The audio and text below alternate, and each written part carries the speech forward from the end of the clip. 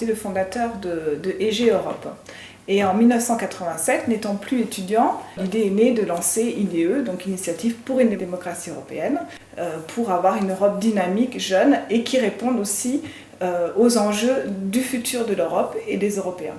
Donc déjà à l'époque, Franck Biancheri était un visionnaire politique et surtout un visionnaire démocratique.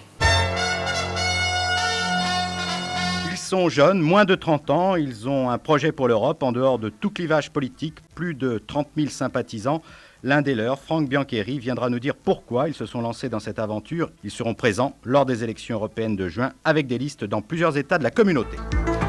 La démarche donc d'IDE, Initiative pour une démocratie européenne, est de dire que l'Europe se fera entre Européens et non pas entre nationaux, que le débat ou l'absence de débat auquel on assiste dans nos différents pays, en France c'est le cas actuellement, incarne les discussions nationales franco-françaises qui ne parlent pas des problèmes de l'Europe, pas des problèmes de l'avenir. Il faut qu'on dise que sur 30 ou 40 ans, la communauté a vocation à devenir le noyau d'une Europe unie, dans la liberté et la démocratie. Les thèmes de campagne d'IDE, quand nous nous sommes lancés dans les campagnes européennes, étaient la démocratisation des institutions européennes, donc avoir un Parlement européen qui soit élu sur des bases de listes transnationales, avec des élections qui soient les mêmes dans tous les pays d'Europe.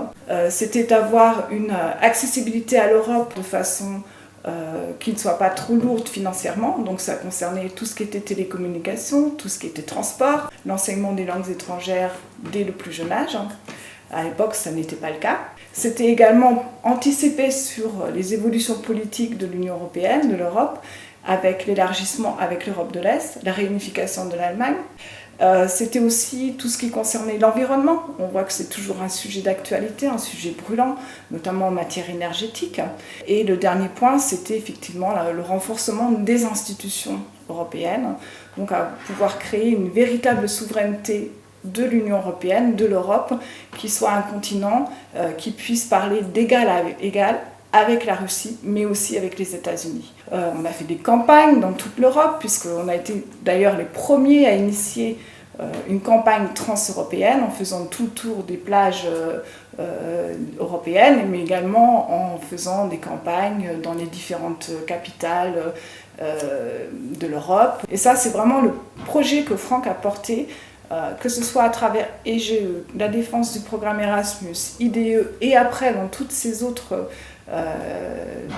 tous ces autres projets, c'était cette vision de l'Europe et cette démocratisation pour les Européens, pour les citoyens européens.